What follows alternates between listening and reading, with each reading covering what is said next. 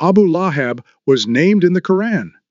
Surah Al-Lahab is the only place in the Qur'an where an enemy of Islam is mentioned by name. Although many people in Makkah and later in Medina strongly opposed Islam and Prophet Muhammad, peace be upon him, none of them were named except Abu Lahab. Why was he singled out? The real name of this man was Abdul Uzza Boza. Lahab means flame, and Abu Lahab can be interpreted as the man with a flaming face. There are several reasons why the Quran refers to him by his kunya instead of his actual name. First, he was more commonly known by his kunya than by his real name. Second, his name Abd al-Uzza Burza, and the Quran avoided honoring him by that name. Third, the nickname Abu Lahab better suited the punishment described in this surah, burning flames. To understand this, we need to look at the Arab society of that time and Abu Lahab's role in it. In ancient Arabia, there was no central government, and the land was filled with conflict and lawlessness. A person's protection came only from their family and blood relations. That's why kindness to relatives was considered one of the most important values, while breaking ties with family was seen as a major sin. When Prophet Muhammad, peace be upon him, began calling people to Islam, most of the Quraysh tribes opposed him. However, his own clan, Banu Hashim and Banu Muttalib, stood by him, even though many of them hadn't yet accepted Islam. Supporting a family member, even in disagreement, was part of Arab tradition. No one blamed them for it. But one man broke this deeply respected tradition, Abu Lahab, the Prophet's own uncle. He and the Prophet shared the same father. In Arab culture, an uncle is expected to protect and care for his brother's children, especially if the father has died. But Abu Lahab did the opposite. When the Prophet, peace be upon him, was commanded by Allah to warn his closest family, he stood on Mount Safa and loudly called his relatives. People gathered, thinking it was an emergency. He warned them of Allah's punishment. Before anyone else could respond, Abu Lahab shouted, "May you be ruined! Is this why you gathered us?" In some reports, he even tried to throw a stone at the Prophet. Abu Lahab asked once, "If I accept your religion, what will I get?" The Prophet replied, "What all believers will get." Abu Lahab replied angrily, "So I get no special treatment? Then curse this religion where I'm equal to everyone else." He was also a terrible neighbor to the Prophet. Their houses were next to each other. Along with other hostile neighbors, he threw garbage and animal waste at the Prophet's house. His wife, Jamil, also the sister of Abu Sufyan, used to throw thorny branches at the Prophet's doorstep at night to hurt him or his children in the morning. Before Islam, the Prophet's daughters were married to Abu Lahab's sons. But after the Prophet began calling to Islam, Abu Lahab forced his sons to divorce the Prophet's daughters. One of his sons, Utbah, once insulted the Prophet and tried to spit at him. The Prophet prayed against him, asking Allah to send one of his beasts after him. Later, while on a trip to Syria, Utbah was killed by a lion, fulfilling the Prophet's prayer. When the Prophet's sons passed away in childhood, Abu Lahab went around happily announcing, "Look, Muhammad is now cut off. He has no heirs." He celebrated the Prophet's grief instead of sharing in his sorrow. Whenever the Prophet would go to public gatherings or markets to preach Islam, Abu Lahab would follow behind him, shouting that he was a liar and misleading people. Even young companions remembered seeing him do this in places like the market of Dhul Majaz. He would say to tribes, "Don't listen to him. He wants to turn you away from your gods."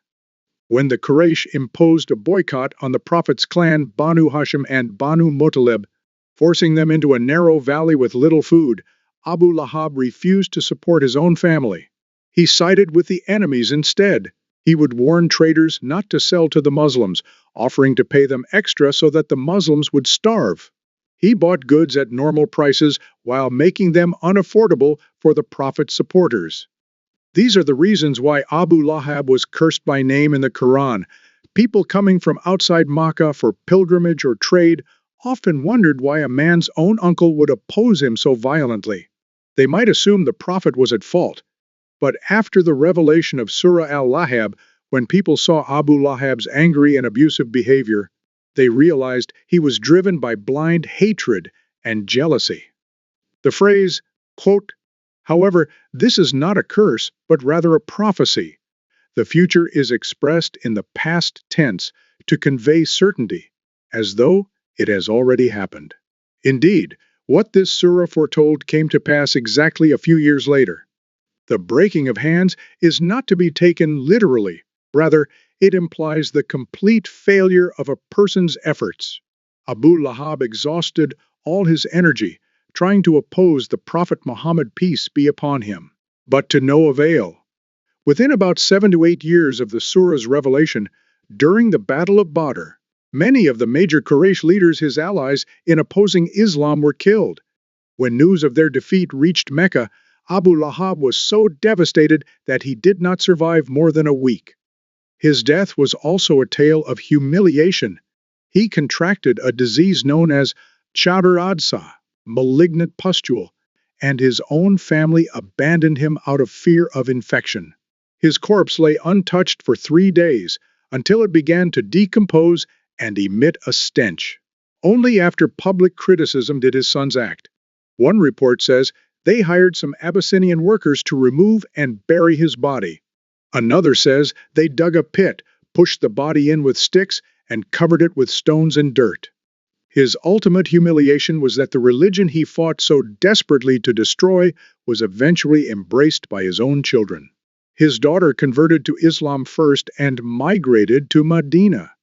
Then, after the conquest of Mecca, his 2 sons, Utbah and Mu'atib, accepted Islam through the intercession of Abbas, the Prophet's uncle, and pledged allegiance to the Prophet Muhammad, peace be upon him.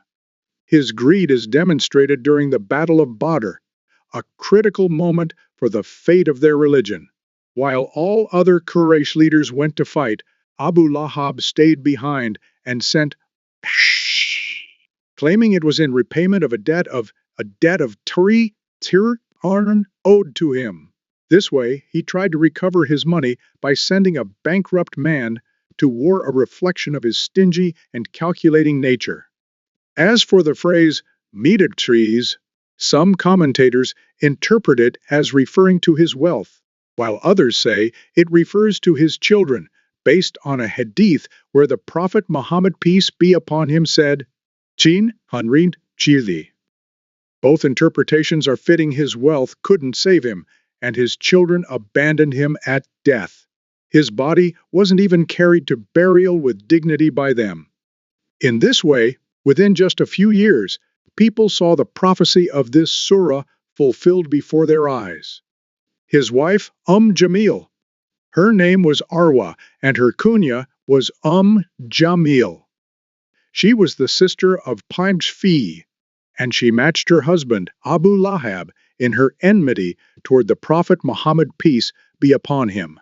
According to me, she stormed off looking for the Prophet Muhammad, peace be upon him, carrying a handful of stones and reciting poetry to insult him. She entered the Rhine Masjid al-Haram, where the Prophet Muhammad, peace be upon him, was sitting with Abu Bakr. Abu Bakr warned the Prophet, peace be upon him, that she might cause trouble, but the Prophet, peace be upon him, replied, "She will not see me." Despite standing right in front of him, she couldn't see him, and instead spoke only to Abu Bakr, saying, "I hear your companion has insulted me." Abu Bakr swore by the Lord of this house that the Prophet, peace be upon him, hadn't insulted her, meaning it was Allah who had done so, not the Prophet personally. Nandern, ordinary.